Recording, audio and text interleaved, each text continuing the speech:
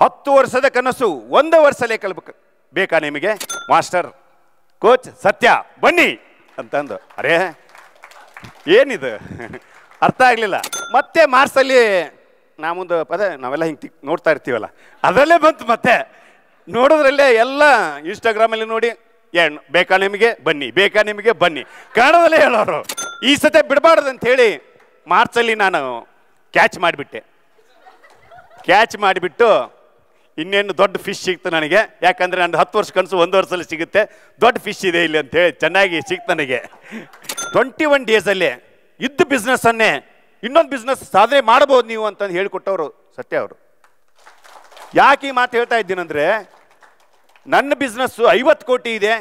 ನಾ ಇನ್ನೊಂದು business start ಮಾಡಿದೆ, ಸೂರತ್ ಬಿಸ್ನೆಸ್, ಸಾರಿ ಬಿಸ್ನೆಸ್ ಸ್ಟಾರ್ಟ್ ಮಾಡಿದ್ದಾರೆ. ಜೊತೆ 20 ಲಕ್ಷ ರೂಪಾಯಿ 21 ದಿವಸದಲ್ಲೇ ನಾನು ಸ್ಟಾರ್ಟ್ ಮಾಡಿಬಿಟ್ಟು 21 ದಿವಸದಲ್ಲೇ ಅದನ್ನು ಚಾಲೂ ಮಾಡಿದೆ ಬಿಸ್ನೆಸ್.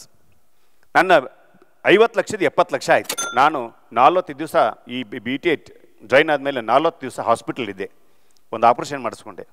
40 ದಿವಸದಲ್ಲಿ 20 ದಿವಸ ಒಂದು ಕಾಲ್ ಬಂದಿಲ್ಲ ನನಗೆ ನನ್ನ ಆಫೀಸ್ಲಿಂದ. ಆಟೋ ಮಷೀನ್ ಆಗಿ ನನ್ನ ಬಿಸ್ನೆಸ್ ಓಡ್ತಾ ಇತ್ತು. ಅದನ್ನು BT ಥ್ಯಾಂಕ್ಸ್ ಹೇಳ್ಬೇಕು. So this person believes loyal ಆಗಿದ್ರೆ, ನಾವು ಪ್ರಾಮಾಣಿಕವಾಗಿದ್ದರೆ ನಮ್ಮ ಕಸ್ಟಮರ್ಗೆ, ನಮ್ಮ ಜೊತೆಲಿರೋ ಜನಕ್ಕೆ, ಎಲ್ಲರಿಗೂ ನಮಗೆ ನಾವು ಪ್ರಾಮಾಣಿಕವಾಗಿದ್ದರೆ ಏನು ಬೇಕಾದರೂ ಸಾಧಿಸ್ಬೋದು ಅಂತ ಹೇಳಿಬಿಟ್ಟು power speaker of the day is mister Thotappa K Shekhar from TSK corporation.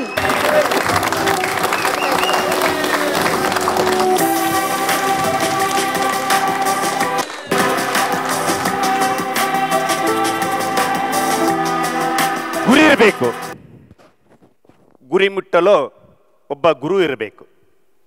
ಇವತ್ತು ಸೇರಿದ ಎಲ್ಲ ಬಿಸ್ನೆಸ್ ಮ್ಯಾನ್ಗಳಿಗೆ ಸ್ವಾಗತ ಕೊಡ್ತಾ, ಬಾಸ್ ಡೇಗೆ ಸ್ವಾಗತ ಕೋರುತ್ತಾ, ನಾನು ಬಾಗಲಕೋಟೆ ಜಿಲ್ಲೆ ಗುಳೇದಗುಡ್ಡದ ಒಂದು ಸಣ್ಣ ಗ್ರಾಮದಲ್ಲಿ ಹುಟ್ಟಿ 1989ರಲ್ಲಿ ಡಿಫಾರ್ಮಸಿ ಮುಗಿಸಿದೆ.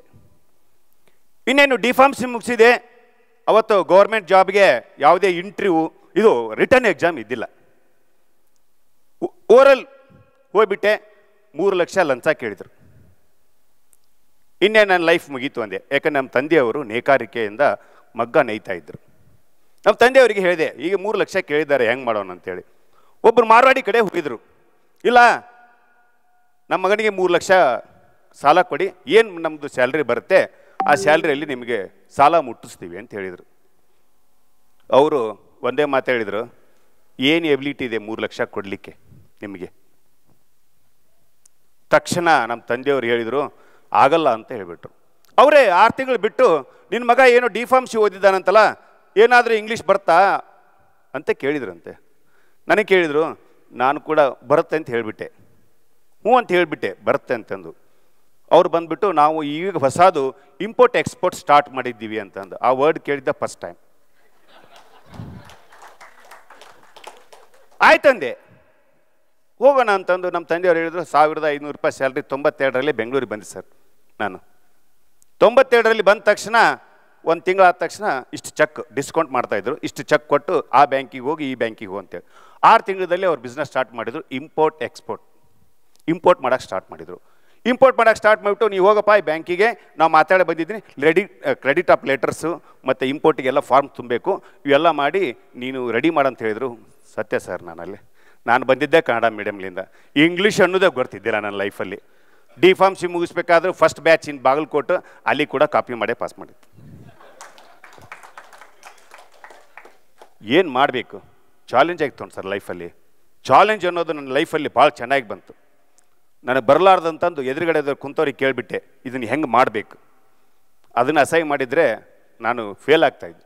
ಹೆಂಗೆ ಮಾಡಬೇಕಂತ ಕೇಳಿದಾಗ ಹಿಂಗೆ ಮಾಡು ಅಂತ ಹೇಳಿದ್ರು. ಅವ್ರು ಮಾಡ್ಸಕ್ಕೆ ಹಚ್ಚಿದ ಮೇಲೆ ಹಂಗೆ ಮಾಡಿದೆ ಸರ್ ನಾನು. ಮತ್ತೆ 94ರಲ್ಲಿ ಮತ್ತೊಂದು ಚಾಲೆಂಜ್ ಕೊಟ್ಟರು ಅವರೇ. ನಾನು ಚೆನ್ನೈಯಲ್ಲಿ ಕ್ಲಿಯರಿಂಗ್ ಏಜೆಂಟ್ ಆಫೀಸ್ ಸ್ಟಾರ್ಟ್ ಮಾಡಬೇಕು ಅಂಥೇಳಿ. ನಾನು ಆಲ್ರೆಡಿ 2-3 ಸರಿ ನಾನು ಚೆನ್ನೈಗೆ ಹೋಗಿ ಬಂದುಬಿಟ್ಟಿದ್ದೆ. ಎಸ್ ಹೋಗ್ತೀನಂತ ಹೇಳಿ, ಮ್ಯಾನೇಜರ್ ಆಗಿ ಅಲ್ಲಿ ಹೋಗ್ತೀನಂತ ಹೇಳಿ.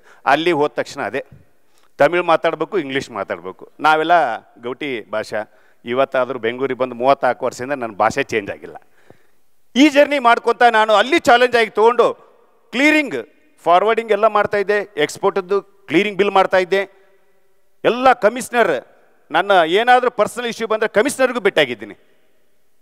ಸ್ವಲ್ಪ ಇಂಗ್ಲೀಷ್ ಮಾತಾಡಿ, ಸ್ವಲ್ಪ ಹಿಂದಿ ಮಾತಾಡಿ ಮ್ಯಾನೇಜ್ ಮಾಡಿದರೆ ಅಲ್ಲಿ ಕೂಡ ನಾನು ಫೇಲ್ಯೂರ್ ಆಗಲಿಲ್ಲ. ಯಾಕಂತಂದರೆ ಏನಾಗಿದ್ದಾಗಲಿ ಲೈಫಲ್ಲಿ ಎದುರಿಸೋಣ, ನನಗೇನು ಹೊಡೆಯಲ್ಲ ಅವರು, ಅರೆಸ್ಟ್ ಮಾಡಲ್ಲ ಅವರು, ಎದುರಿಸೋಣ ಅಂಥೇಳಿ ಅಲ್ಲಿ ಕೂಡ ಎದುರಿಸಿ ನಾನು 14 ವರ್ಷ ಚೆನ್ನೈಯಲ್ಲಿ ನನ್ನ ಜರ್ನಿ ಚಾಲೂ ಮಾಡಿದೆ. 96ರಲ್ಲಿ ನನ್ನ ಧರ್ಮ ಪತ್ನಿಯಾಗಿ ನನ್ನ ರಾಜಶ್ರೀ ನನ್ನ ಲೈಫ್ಗಲ್ಲಿ ಬಂದರು. ಅಲ್ಲಿ ಕೂಡ 15 ದಿವಸ ನಾನು ಬೆಂಗಳೂರಲ್ಲಿ ಇರ್ತಿದ್ದೆ, 15 ದಿವಸ ಚೆನ್ನೈಲಿ ಇರ್ತಿದ್ದೆ ಸರ್. ನನ್ನ ತಂದೆ ತಾಯಿನ ಹೂದಾಗಿ ನನ್ನ ನೋಡ್ಕೊಂಡಿದ್ದು ನನ್ನ ವೈಫ್. ಅಷ್ಟೊಂದು ಚೆನ್ನಾಗಿ ನನ್ನನ್ನು ನೋಡಿಕೊಂಡ್ಲು. ನಾವು ಅವ್ರು ಕಲ್ತಿದ್ದು BSc B.Ed, ನನಗಿಂತ ಹೈಯೆಸ್ಟ್ ಡಿಗ್ರಿ. ಆದರೆ ನನಗೆ ಒಂದು ಸೈಟ್ ಇದೆ ಅಂಥೇಳಿ ಅವ್ರ ತಂದೆಯವರು ನನಗೆ ಹುಡುಗಿ ಕೊಟ್ಟರು. ಬೇರೆ ಏನೂ ನೋಡಿಲ್ಲ, ಬೆಂಗಳೂರಲ್ಲಿ ಒಂದು ಸೈಟ್ ಇದೆ ಅಂತೇಳಿ. ನಾನು 96ರಲ್ಲೇ ಜ್ಞಾನ ಭಾರತಿಯಲ್ಲಿ ತೊಗೊಂಡಿದ್ದೆ, ಅವಾಗ ಹುಡುಗಿ ಕೊಟ್ಟಿದ್ರು ಸರ್ ನನಗೆ. ನನ್ನ ಲೈಫಲ್ಲೇ ಅದು ಒಂದು. ಇನ್ನೇನು ನನ್ನ ಲೈಫ್ ಇಷ್ಟೇ ಜರ್ನಿ ಚೆನ್ನಾಗಿತ್ತು ಸರ್. 2007 ಹೋಗಿ ಯಾರೋ ಒಬ್ಬರು ನನ್ನ ಪಕ್ಕದಲ್ಲಿ ಕುಂತವ್ರು ಬಂದುಬಿಟ್ಟು, ಒಂದು ಚೆನ್ನಾಗಿ ಬಿಸ್ನೆಸ್ ಇದೆ, ಬರ್ತೀಯಾ ಅಂತ ಕೇಳಿದರು. ಎಸ್ ಬರ್ತೀನಿ ಅಂತ ಹೇಳಿದೆ. ನಾನು ನಮ್ಮ ಬಾಸ್ಗೆ ಡಿಸ್ಕಸ್ ಮಾಡಿದ್ವಿ, ಇಬ್ಬರು ನಾನು ಇನ್ವೆಸ್ಟ್ಮೆಂಟ್ ಮಾಡ್ತೀನಿ, ನೀವು ಇನ್ವೆಸ್ಟ್ಮೆಂಟ್ ಮಾಡಿ ಅಂತೇಳಿ. ಸರ್ ಇದು ಏನಂದರೆ ID ಕಾರ್ಡ್ ಮಾಡೋದು, ಆಲ್ ಮಹಾರಾಷ್ಟ್ರ ID ಕಾರ್ಡ್ ಮಾಡೋದು, ವೋಟರ್ ID. ಅವನು ತೊಗೊಂಡಿದ್ದು 122 ರೂಪಾಯಿಗೆ ತೊಗೊಂಡಿದ್ದ, ನಮಗೆ ಗೊತ್ತಿದ್ದಿಲ್ಲ. ನಮಗೆ 40 ರೂಪಾಯಿ ಕೊಟ್ಟೆ ಸರ್. ಅದನ್ನು 40 ರೂಪಾಯಿಗೆ ಒಂದು ಕಾರ್ಡ್ ಕೊಡ್ತೀನಿ, ನೀವು ಮಾಡಬೇಕಂತೇಳಿ. ಸರ್ ಏನೂ ಗೊತ್ತಿಲ್ಲ. ಹೋಗಿಬಿಟ್ವಿ. ಯಾರೋ ಪಕ್ಕದಲ್ಲಿ ಕುಂತಿದ್ನಲ್ಲ ಅವನು ನಮಗೆ ಅಸಹ್ಯ ಮಾಡಿಬಿಟ್ಟ. ಅಲ್ಲಿ ಹೋದ ತಕ್ಷಣ 3 ತಿಂಗಳಲ್ಲಿ 3 ಕೋಟಿ ರೂಪಾಯಿ ನೀರಲ್ಲಿ ಹಾಕಿ ಬಂದ್ಬಿಟ್ಟು ಲೈಫ್ ಕ್ಲೋಸ್. ಏನು ಮಾಡ್ಬೇಕು ಸರ್? ಚಾಲೆಂಜ್ ಆಯಿತು ಸರ್. ಅದನ್ನು ಇಷ್ಟೊಂದು ನಾನು ಧೈರ್ಯದಿಂದ ಇಲ್ಲಿ ಬೆಳೀತಾ ಇದ್ದೀನಿ ಅಂತಂದರೆ ಇನ್ನೂ ಬೆಳಿಬೋದಲ್ಲ, ನೋಡೋಣ ಅಂತೇಳಿ. ಸರ್ ಬಾಂಬೆಯಿಂದ ಬರಬೇಕಾತಂದರೆ ನನಗೊಬ್ಬನಿಗೆ ಗೊತ್ತು ನಾನು ಲಾಸ್ ಆಗಿನ ಅಂತೇಳಿ. ಇನ್ನೇ ನಾನು ಬಾಂಬೆಯಿಂದ ಹಂಗೆ ಹೋಗಲಿಲ್ಲ, ನನ್ನ ಕತ್ತಲ್ಲಿರುವಂಥ ಚೈನನ್ನು ಬಾಂಬೆದಲ್ಲಿ ಮಾರಿಬಿಟ್ಟು ಫ್ಲೈಟಿಗೆ ಬಂದೆ. ಧೈರ್ಯ ಇತ್ತು, ಇನ್ನು 10 ಚೈನ್ ಮಾಡಿಸ್ಬೋದು ಅಂಥೇಳಿ. ಆ ಒಂದು ಚೈನ್ ಮಾರಿ ಬಂದುಬಿಟ್ಟೆ. ಬಂದು 3 ತಿಂಗಳಲ್ಲೇ ನನ್ನ ಭಾಳ ಸಪೋರ್ಟ್ ಮಾಡಿದ್ದು ಸರ್. ಲೈಫಲ್ಲಿ ನನ್ನ ಬಾಸ್ ಭಾಳ ಸಪೋರ್ಟ್ ಮಾಡಿದ್ರು. ನೀನು ಲಾಸ್ ಆಗಿದೆಯಾ, ನಂದೇನು ಅವ್ರದ್ದು ದುಡ್ಡಿತ್ತು, ನೀ ಲಾಸ್ ಆಗಿದೆಯಾ, 1,60,00,000 ರೂಪಾಯಿ ಲಾಸ್ ಆಗಿದೆ. ಅವರು ನನ್ನನ್ನು ಕೈ ಹಿಡಿ ಜಗ್ಗಿದ್ರು, ನೀನು ಮತ್ತೆ ಏನು ಮಾಡೋ ನೋಡೋಣ ಅಂತೇಳಿ. ಅಷ್ಟರಲ್ಲೇ ನಾನು ತಮಿಳು ಬರ್ತಾಯಿತ್ತು. ಅವ್ರ ಫ್ರೆಂಡ್ ಒಬ್ಬರು ದುಬೈದವರು ತೂಟಿಕೋರಿನಲ್ಲಿ 3,000 ಎಕರೆ ಜಮೀನು ತೊಗೊತಾ ಇದ್ರು. ಅವ್ರು ಹೇಳಿದರು, 25,000 ರೂಪಾಯಿ ಒಂದು ಎಕರೆ ಜಮೀನಿದೆ, ಇಷ್ಟಕ್ಕೊಂದು ಡಾಕ್ಯುಮೆಂಟ್ಸ್ ಬಂದಿದೆ, ನೀ ಮಾಡು, 1 ಎಕರೆಗೆ ನಿನಗೆ 25,000 ರೂಪಾಯಿ. 6 ತಿಂಗಳಲ್ಲಿ ನಾನು ಕಲಾಸ್ 1,60,00,000 ರೂಪಾಯಿ ನಾನು ಮತ್ತೆ ಸಂಪಾದನೆ ಮಾಡಿದೆ. ಯಾಕೆ ಈ ಮಾತು ಹೇಳ್ತಾ ಇದ್ದೀನಂದರೆ, ಮಾಡುವ ಕೆಲಸದಲ್ಲಿ ನೇರವಾಗಿ ಮಾತಿದ್ರೆ, ನೇರ ನುಡಿ ಇದ್ದರೆ, ಕ್ಲಿಯರ್ ಹ್ಯಾಂಡ್ ಇದ್ದರೆ ನಮ್ಗೆ ಯಾರಾದರೂ ಬಂದೇ ಬರ್ತಾರೆ ಲೈಫಲ್ಲಿ. 2014ರಲ್ಲಿ ನಾ ದುಡಿತಕ್ಕಂಥ ಒಂದು ಆಫೀಸಲ್ಲಿ ಏನು ಮಾರವಾಡಿ ಕಡೆ ಬಂದಿದ್ದೆ ನಾನು. ಅವರೆಲ್ಲ ಅಂತಂಬ್ರು ಬದಲಿ ಆಗಿಬಿಟ್ಟು ಸೂರತ್ತಿಗೆ ಹೋಗ್ಬಿಟ್ರು. ಸೂರತ್ತಿಗೆ ಹೋದ ತಕ್ಷಣ ನನಗೆ ಅವರು ಅಂತಂಬ್ರು ಎಲ್ಲರೂ ಕರೆದು ಕೇಳಿದರು, ಏನಪ್ಪ ನಾವು ಹೋಗ್ತಾ ಇದ್ವಿ, ಏನು ಮಾಡ್ತೀಯಾ ಹೇಳಿದರು. ಸರ್ ನಾನು 27 ವರ್ಷ ಒಂದೇ ಆಫೀಸಲ್ಲಿ ಕೆಲಸ ಮಾಡಿದ್ದೀನಿ, 1,500 ರೂಪಾಯಿ ಸ್ಯಾಲ್ರಿ ಬಂದಿದ್ದು, ಇವತ್ತಿನವರೆಗೆ ಸ್ಯಾಲ್ರಿ ಕೇಳಿದ್ದಿಲ್ಲ ಅವರಿಗೆ. ನಾನು ಖರ್ಚಿಗೆ ಏನು ಬೇಕು ದುಡ್ಡು ಎತ್ತಾ ಇದ್ದೆ ಅಂಥ ಒಂದು ಮಾರವಾಡಿ.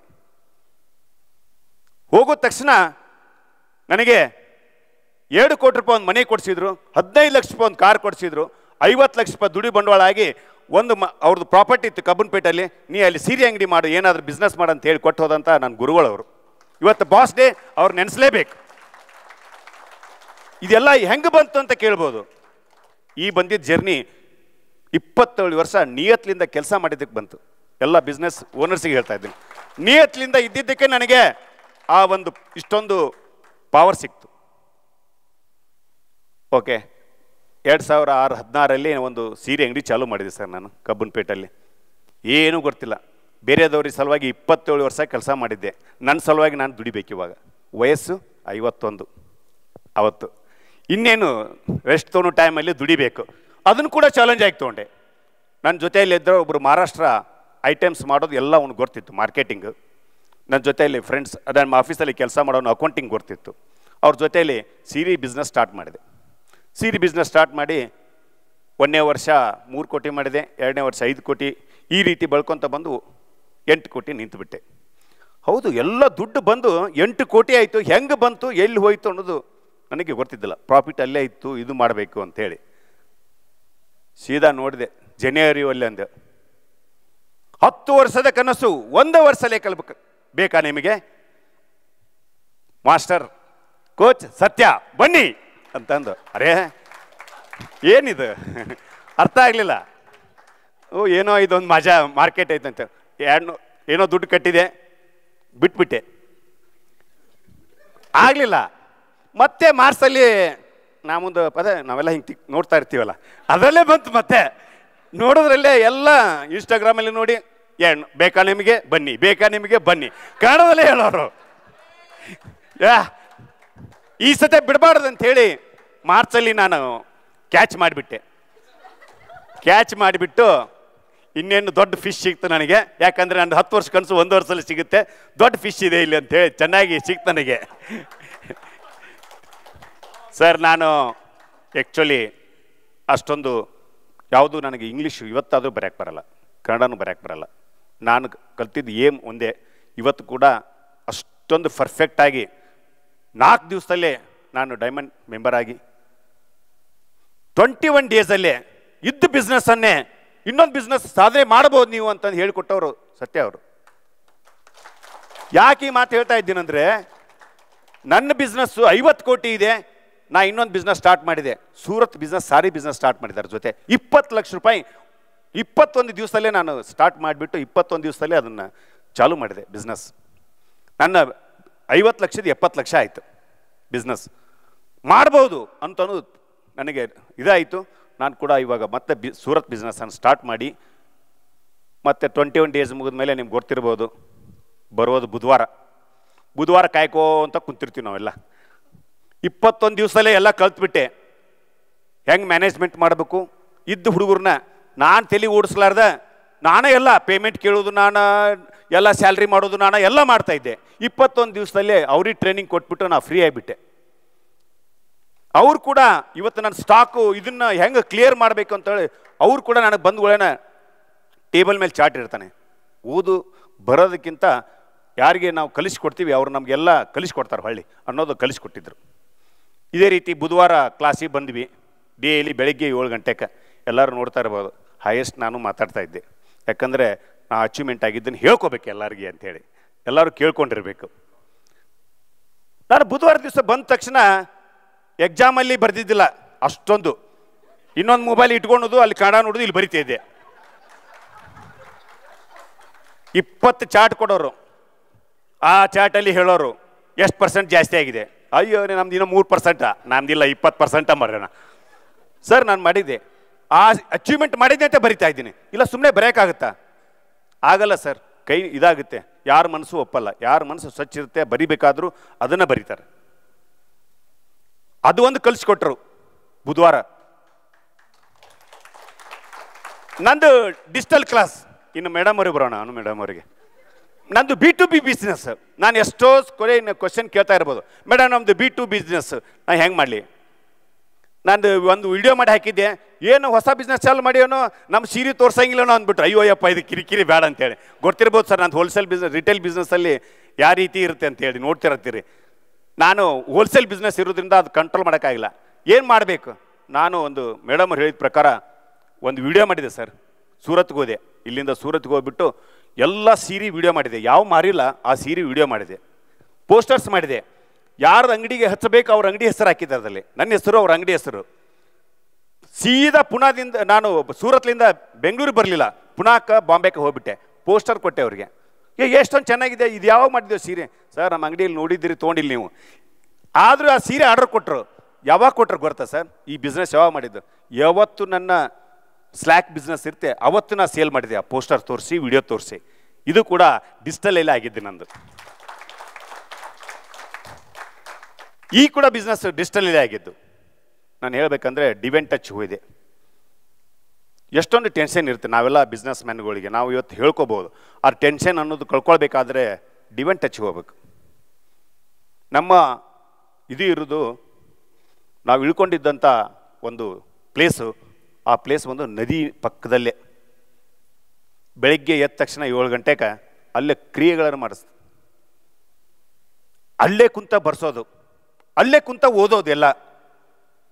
ಏನಾಯ್ತಂದರೆ ನನ್ನ ಟೆನ್ಷನ್ ಕಣ್ಣು ಮುಚ್ಚಿ ಕುಂತ್ರೆ, ಇವತ್ತು ನನಗೇನಾದರೂ ಬಂದರೆ ಕಣ್ಣು ಮುಚ್ಚಿ ಕುಂತ್ರೆ ಅದು ನೀರಲ್ಲಿ ಹರಿದು ಹೋಗ್ತಾ ಇರುತ್ತೆ. ಆ ರೀತಿ ಒಂದು ಕ್ಲಾಸನ್ನು ನಾವು ಡಿವೆಂಟಚಲ್ಲಿ ಕಲ್ತು ಬಂದ್ವಿ.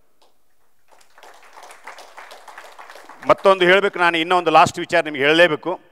ಏನು ಬೋರ್ ಆಗಿಲ್ಲ ಅನಿಸುತ್ತೆ. ಲಾಸ್ಟ್ ವಿಚಾರ ನಿಮಗೆ ಹೇಳಲೇಬೇಕು. ಆ ವಿಚಾರ ಬಹಳ ಇಂಟ್ರೆಸ್ಟಿಂಗ್. ನಾನು 40 ದಿವಸ ಈ BTH ಜಾಯ್ನ್ ಆದಮೇಲೆ 40 ದಿವಸ ಹಾಸ್ಪಿಟ್ಲ್ ಒಂದು ಆಪರೇಷನ್ ಮಾಡಿಸ್ಕೊಂಡೆ. 40 ದಿವಸದಲ್ಲಿ 20 ದಿವಸ ಒಂದು ಕಾಲ್ ಬಂದಿಲ್ಲ ನನಗೆ ನನ್ನ ಆಫೀಸ್ಲಿಂದ. ಆಟೋ ಮಷೀನ್ ಆಗಿ ನನ್ನ ಬಿಸ್ನೆಸ್ ಓಡ್ತಾ ಇತ್ತು. ಅದನ್ನು BTH ಥ್ಯಾಂಕ್ಸ್ ಹೇಳಬೇಕು. ಅದನ್ನು ಮಾಡಲಿಲ್ಲ ಅಂದರೆ ನಾನು ಇನ್ನೂ 56 ವರ್ಷ 57 ವರ್ಷ ನಾ ಇನ್ನೂ ಎಷ್ಟು ವರ್ಷ ಹಾಕಿದ್ನೋ, ಹಿಂದ್ಗಡೆ ಹೋಗಿದ್ನೋ ಗೊತ್ತಿಲ್ಲ. ಇನ್ನು ನಾನು ಹೋಗುತ್ತಾನ ನಾನೇ ಪೇಮೆಂಟ್ ಮಾಡ್ತಾಯಿದ್ದೆ, ನಾನೇ ಮಾಡ್ತಾಯಿದ್ದೆ. ಆಟೋ ಮಷಿನ್ ಮಾಡಿ ನಾನು ನನ್ನ ಬಿಸ್ನೆಸ್ಸನ್ನು ನಡೆಸ್ತಾ ಇದ್ದೀನಿ.